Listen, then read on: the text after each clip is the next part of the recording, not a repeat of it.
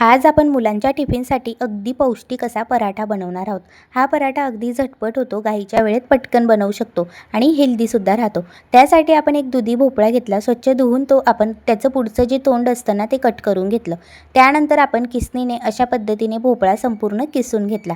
नंतर सगळा भोपळा आपल्याला स्वच्छ पाण्याने धुवून घ्यायचा आहे आणि जेवढं पाणी काढता येईल तेवढं काढून घ्यायचं। एका बाउलमध्ये टाकला, त्यानंतर 1 वाटी गव्हाचं पीठ, पाव वाटी बेसन पीठ, 2 मोठे चमचे आपण बारीक रवा घेतला, 2 चमचे यामध्ये आपण जिरे टाकले, अर्धा चमचा हळद आणि 1 चमचा लाल तिखटसुद्धा टाकून घेतलं।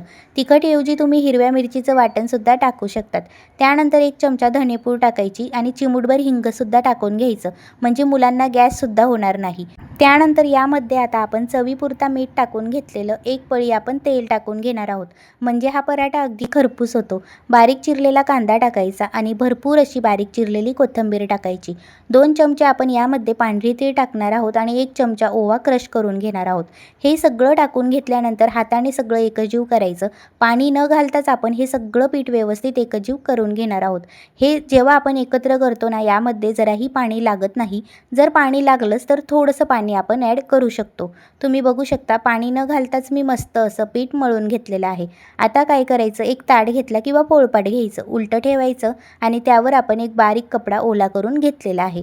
त्यानंतर यावर अजून थोडंसं पाणी शिंपडायचं, म्हणजे आपण जो पराठा करतो ना तो खाली अजिबातच चिटकत नाही। हा पराठा आपण लाटून न घेता थापून केलेला आहे। जर पराठा थापून केला ना तर तो भरपूर वेळ असा मऊसूत नरम राहतो, लाटून केला ना की लगेचच कडक होऊन जातो। अशा पद्धतीने पाणी लावून आपण एक गोळा घेतला आणि संपूर्ण पराठा छान असा हाताने थापून घेतला। तुम्ही बघू शकता, अगदी मस्त बारीक असा पराठा थापून घेतलेला आहे। यामध्ये 4-5 होल करायचे, म्हणजे पराठा आतूनसुद्धा अगदी खरपूस असा भाजला जातो।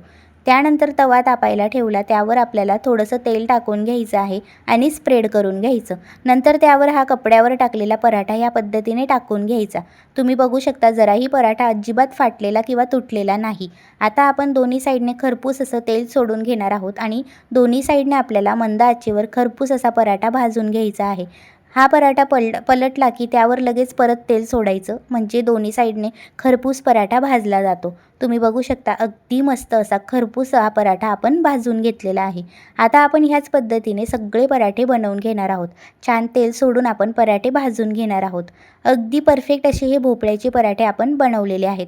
तुम्ही बघू शकता, एका प्लेटमध्ये आपण काढून घेणार आहोत। हा पराठा इतका मऊसूत होतो ना, कधीही पराठा लाटून न घेता थापून बनवा, इतका मऊ राहतो। अगदी मुलं टिफिन खातील ना तोपर्यंत मऊ राहतो। टिफिन खातील तोपर्यंत काय, संध्याकाळपर्यंतसुद्धा हा पराठा एकदम मऊ राहतो।